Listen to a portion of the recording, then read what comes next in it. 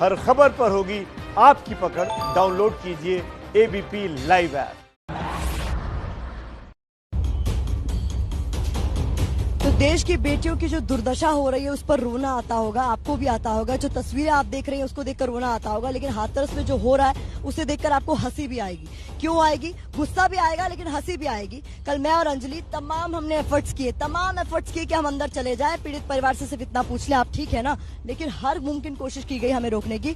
अंजलि, कल तक तो रस्सी का सहारा था, आज बैरिकेड्स लग गए। और ये देखिए बगल में एक रास्ता है, ये कच्चा रास्ता है जहाँ से कल हमने कोशिश की थी जाने की, अब उसे भी रोक दिया। जी, झाड़ियों के बीच में से मतलब इतना खतरा हो गया है प्रतिमा कि आप मीडिया को, आप एबीपी न्यूज को रोकने के लिए इतना पहरा लगा देंगे कि एक कच्चा रास्ता है झाड़ियों के बीच में से। कल आपने यहाँ से कोशिश की तो आज कोई मौका ना छूटे। यहाँ पर इंस्ट्रक्शंस दिए जा रहे हैं अधिकारियों की तरफ से कि आज कोई अंदर ना जाने पाए।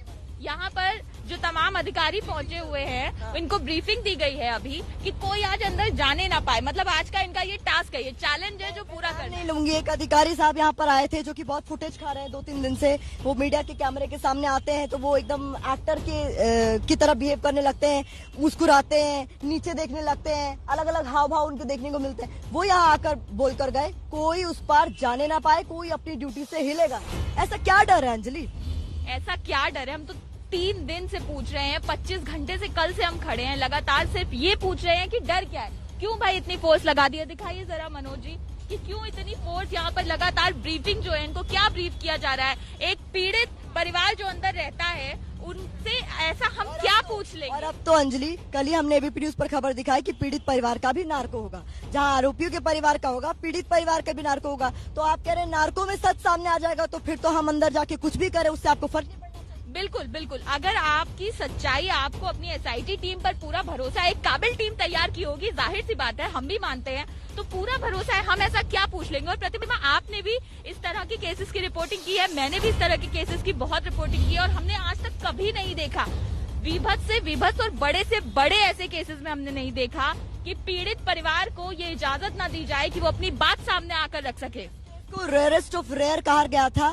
निर्भया के साथ जो दिल्ली में हुआ था उसके बारे में तो दुनिया भर में लोग जानते हैं, सिर्फ देश में नहीं। चीचा लेदर हुई थी, बहुत शर्मसार कर देने वाली घटना थी और देश की राजधानी में हुई थी। उसमें भी मीडिया को अपना काम करने से नहीं रोका गया था। इतनी आजादी तो तब भी हमें थी कि हम पीड़ित परिवार का दर्द साझा कर। बिल्कुल, लाठी डंडे तो आपने चलाए, लाठी डंडे लेकर तो आप आज भी खड़े हैं, आंसू गैस के टीयर बॉक्सेस लेकर भी आज भी खड़े हैं, लेकिन आप कम से कम इतना हक तो दे सकते हैं। टीयर बॉक्स की वो दिखा देते हैं। बताइए ये आंसू गैस किस पर छोड़े जाएंगे, आप पर या मुझ पर? अंजलि, किस पर छोड़ेंगे? किससे डर है इनको इतना ज्यादा? एबीपी न्यूज ये एक तो पीड़ित परिवार से डरे हुए हैं, मुझे लगता है कि कहीं वो इनकी सच्चाई जो है, इनकी पोल खोल कर ना रखें। ये देखिए यहाँ पर पूरे असलहों के साथ हैं और टीयर गैस के डब्बे भी होते हैं सबके पास। तो ये किस पर कोने में छुपा दिए गए होंगे, किस पे दागे जाएंगे? ये सवाल जरूर उठता है, किससे डर है, पीड़ित परिवार से या मीडिया से? हम क्या ऐसा पूछ लेंगे या वो क्या ऐसा बता देंगे जो जग जाहिर हो जाने से इनके ऊपर सवाल खड़ा हो जाएगा। प्रतिमा, हम लोग पूछ रहे हैं, पूछते रहेंगे, हमारा काम है, हमारा काम करने से आप क्यों रोक रहे हैं? हम कह रहे हैं, आप कह रहे हैं कि साहब हम ड्यूटी कर रहे हैं, हम कहते हैं आप ड्यूटी नहीं कर रहे हैं, आप केवल शिफ्ट कर रहे हैं। हमने देखा हमारे सामने कैसे 3 शिफ्ट चेंज हुई है, कैसे बस्ता वस्ता उठाकर सब लोग घर को निकल लिए हैं। ड्यूटी तो हम कर रहे हैं और ड्यूटी हम करना चाहते हैं, आप करने नहीं दे रहे हैं। जो हमारी ड्यूटी है, जो हमारा अधिकार है, आप वो हमसे छीनने की कोशिश कर रहे हैं, लेकिन छीन नहीं पाएंगे क्योंकि एबीपी न्यूज की मुहिम के साथ अब पूरा देश जुड़ चुका है। इसी का असर है कि हर कोई कह रहा है कि एबीपी को मत रोको, हर कोई कह रहा है कि हमें अंदर जाने दो। बुनियादी सवाल उठाया है, कोई ऐसी बात नहीं की है जिससे किसी की कुर्सी को खतरा हो जाए। बिल्कुल बुनियादी सवाल ही उठाया है और सिर्फ ये पूछा है कि जो बुनियादी हक है उस परिवार का, जिसको इस बैरिकेडिंग के पीछे इन्होंने रोक दिया है। ये जो यहाँ पर तमाम सिपाही, सुबह गिनती कर दिखाई थी मैंने, यहाँ पर सिपाही खड़े कर दिए थे, 20 सिपाही यहाँ थे और अनगिनत अंदर। किस लिए? ऐसा क्या पूछ लेंगे, वो ऐसा क्या बता देंगे? सिर्फ पीड़ित परिवार से बात ही तो करने की कोशिश कर रहे हैं। आप हमें एक बार जाने दीजिए, अपनी मौजूदगी में जाने दीजिए। आप बिना कैमरे के जाना चाहती थी, आपने कहा कि अपने साथ ले चलिए, पूरी फौज भेज दीजिए, लेकिन उसके बाद भी कोई तैयार नहीं हुआ। आपको बता दूं, आपको याद दिला दूं, कल भी जो एबीपी न्यूज पर दर्शक मुझे देख रहे थे वो ये जान चुके होंगे कि मैंने अपने पत्रकारिता की शुरुआत इस सम्मानित न्यूज चैनल के साथ, इस प्रतिष्ठित न्यूज चैनल के साथ की थी जब मैंने निर्भया गैंगरेप के बारे में रिपोर्टिंग के साथ अपने करियर की शुरुआत की थी। वो एक मौका था जब हमने पत्रकारिता की शुरुआत की, लेकिन गर्व महसूस नहीं हो रहा था क्योंकि उस बेटी के साथ जो हुआ था उस पर शर्म महसूस हो रही थी। शर्म हमें महसूस हो रही थी जिन्हें होनी चाहिए थी, नहीं हो रही थी। लेकिन तब भी एबीपी न्यूज के कैमरे को किसी ने रोकने की कोशिश नहीं की। यही वजह है कि निर्भया के दोषी भी सामने आए और उस मामले में जो भी लीपापोती थी सब कुछ सामने आई और दोषियों पर कार्रवाई हुई। रिपोर्ट।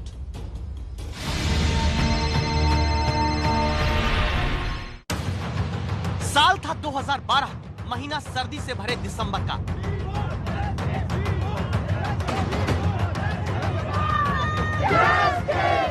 आठ साल पहले जब दिल्ली में चलती बस में उत्तर प्रदेश की ही बेटी निर्भया का बड़ी बेरहमी से गैंगरेप हुआ था। एबीपी न्यूज की रिपोर्टर देश की आवाज बनकर प्रतिमा मिश्रा तब भी निर्भीकता से सच के साथ खड़ी हुई थी। निर्भया के लिए इंसाफ की मुहिम को एबीपी न्यूज ने अंजाम तक प्रतिमा मिश्रा के साथ पहुंचाया था। मेरे पीछे आप देख सकते हैं यहाँ पे आंसू गैस के गोले छोड़े गए हैं पुलिस की तरफ से। वहाँ पर एक लड़का बैठा हुआ है, मेरे सामने देख सकते हैं सड़क पर, उसको पुलिस ने लाठियों से पीटा है। हर तरफ, हर कोने पर आपको लोग बिखरे हुए मिल जाएंगे।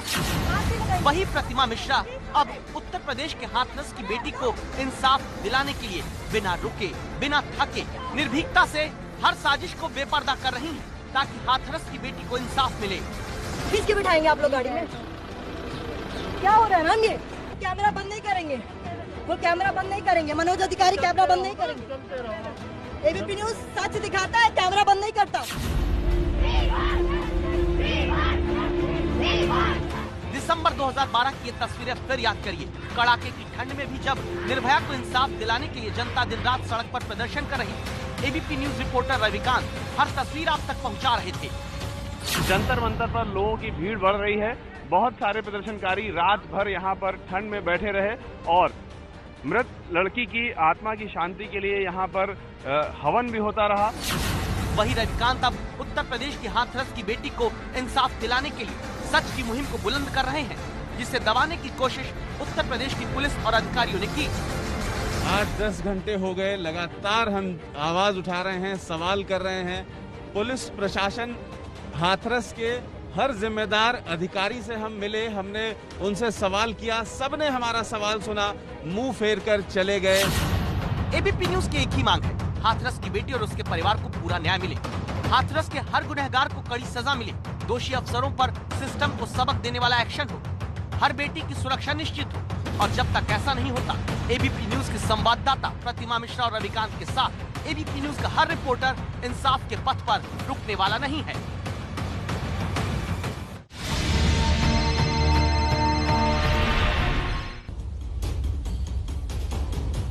एबीपी न्यूज की इस मुहिम के साथ पूरा देश कैसे जुड़ रहा है, अलग अलग तस्वीरों के जरिए कल भी हमने आपको दिखाया, जहां इंसाफ की लौ जली मुंबई में, दिल्ली में, भोपाल में, अलग अलग तस्वीरें हमने दिखाई, पटना में, आरा में, और अब देखिए कोलकाता पर तो सड़कों पर उतर आए हैं लोग। ये है एबीपी न्यूज के प्रति लोगों का विश्वास, ये वो विश्वास जिसपे उन्हें लगता है कि अगर बिटिया को इंसाफ मिलेगा तो एबीपी न्यूज के इस प्लेटफॉर्म के जरिए मिलेगा, जो लगातार सवाल उठा रहा है कि अंदर जाने दीजिए। सौमित्र सेन गुप्ता कोलकाता में इस वक्त मौजूद है। सौमित्र, क्या हो रहा है कोलकाता में? देखिए, यहाँ पे हमारे साथ महिलाएं हैं जो इस घटना की निंदा कर रही है। क्या कहेंगे आप, जिस तरह से जो घटना घटी है और एबीपी न्यूज की जो रिपोर्टर वहां पे पहुंचने की कोशिश किया उनको भी रोका गया? ये जो उत्तर प्रदेश के हाथरस जिले में ये जघन्य घटना घटी है, बहुत ही निंदनीय है। हम सबको इस पे आवाज उठा रहे हैं कि उन्हें सख्त से सख्त सजा मिलनी चाहिए। यहाँ पे आप देख सकते हैं कि कल हमने देखा कि एक न्यूज रिपोर्टर को भी रोका गया है, उन्हें भी नहीं जाने दे रहा है। वहाँ की पुलिस ने उनको धक्का दे के रोकने की कोशिश कर रही थी। वो बार बार जाने की कोशिश कर रही थी, लेकिन उन्हें जाने नहीं दिया गया है। एबीपी न्यूज के संवाददाता मेरी सहयोगी प्रतिमा मिश्रा को जिस तरह से रोका गया है, उसके लिए भी ये लोग आवाज उठा रहे हैं। और ये जो घटना घटी है एक महिला के साथ, जिस कदर ये घटना घटी है, इस पर भी यहाँ पे आप देख सकते हैं कि महिलाएं वो यहाँ पे विरोध जता रही है। हमारे साथ यहाँ पे हम और आप लोग जो ये जो घटना घटी है क्या कहेंगे? ये तो बहुत ही खराब घटना है जो घटी है, लेकिन हम जो ये कर रहे हैं ये इसके लिए कर रहे हैं कि आगे ना घटे। सारे जो लड़कियां हैं वो सब हमारे लिए उतना ही इम्पोर्टेंट है जितने लड़के हैं। तो ये जो खराब चीज घटी है ये आगे ना घटे, कहीं पे भी ना घटे, सिर्फ इसके लिए हम लोग ये रैली कर रहे हैं। ये जो रुका जा रहा है, रिपोर्टर्स को नहीं जाने दिया जा रहा है, प्रतिमा मिश्रा को उनको भी रोका गया, क्या कहेंगे? ये तो मतलब होना ही नहीं चाहिए था, क्योंकि जो रिपोर्टर है वो अपना काम करने के लिए गए थे। ये अलग बात है कि उन लोगों के अंदर कुछ है ऐसा जो वो रोकना चाहते हैं उन लोगों को, लेकिन रोकना नहीं चाहिए था। ये तो उनका ड्यूटी है, वो कर रहे हैं। आप क्या कहेंगे? हम कहेंगे जो लड़की लोगों के ऊपर इतना अत्याचार हो रहा है, हम लोग को जो पश्चिम बंगाल के बाहर कहीं वो लड़कियों के ऊपर ऐसे कोई घटना घटे, उन लोगों को प्रोटेक्शन मिलना चाहिए। आप क्या कहेंगे जो घटना घटी है? बहुत खराब घटना घटी है। हम लोग चाहता है कि ये घटना फिर से कभी नहीं घटना चाहिए। क्या कहेंगे आप? जो घटना घटी है क्या कहेंगे आप? सबसे बड़ा निंदनीय घटना है जो ये जो इसमें जो हो रहा है। लड़की लोग सबसे आगे जाते हैं, ठीक है। लड़की लोग हर टाइम लड़की लोग आगे जाते हैं। लड़की लोग का बंग जाना नहीं है, ठीक है। हम लोग का जो माँ है वो भी लड़की है, तो सबको ये माथा में रखना चाहिए, लड़की छोड़ के कोई नहीं होगा। तो ये जो हो रहा है बहुत निंदनीय घटना हो रहा है, इसके लिए हम लोग जस्टिस चाह रहे हैं। इतना जो सबका घर में लड़की छोड़ के कुछ नहीं होगा, तो लड़की सबसे ज्यादा फैसिलिटी मिलना चाहिए। मेरा माँ जो है वो भी लड़की है, जिसका घर में जो कर रहा है, जो ये निंदनीय घटना करे, उसी का भी माँ है, उसको भी ये सोचना चाहिए जो सबका घर में जो लड़की छोड़ के कुछ नहीं होना चाहिए। तो यहाँ पे हमारे साथ यहाँ के स्थानीय विधायक है लक्ष्मी रतन शुक्ला जी।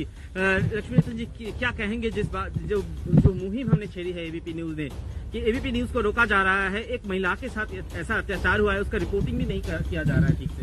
देखिए, सबसे बड़ा जो चीज है कि ये आज नया कुछ नहीं है जो हमने देखा है।